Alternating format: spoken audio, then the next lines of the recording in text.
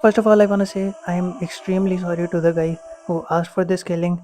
I know it took me way too long to make this video, and the reason for that is first of all, I have exams pretty much every month, and secondly, I was completely unfamiliar with the verse, so I had to do a lot of research. And yeah, with that being said, here is the video.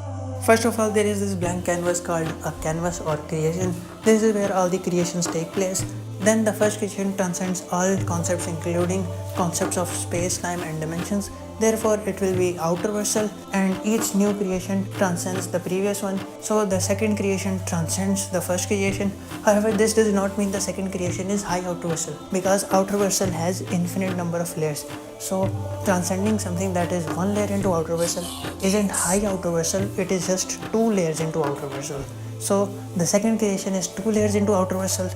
The third creation is where stuff starts getting more interpretation based rather than concrete, and the reason for that is because the third creation is painted infinite times on top of the second creation, which can go one of two ways, because there are two types of infinities. One, literal infinity, in which case this will be infinite layers into outerversal and anything transcending this would be high outerversal, or the second type of infinite, which is just an undefined number. And if you take this as just an undefined number, then you can say that all the creations on top of that are all also just outerversal. So this is more of an interpretation thing rather than something concrete. As for the singularities, they're stated to be outside of all the creation, and they're described as holes in creation. Now, some people argue that the singularities transcend the creations, but some people argue that they're just a pathway from the creations to the throne. So again, it's more of an interpretation thing. So you guys can use whichever one you want.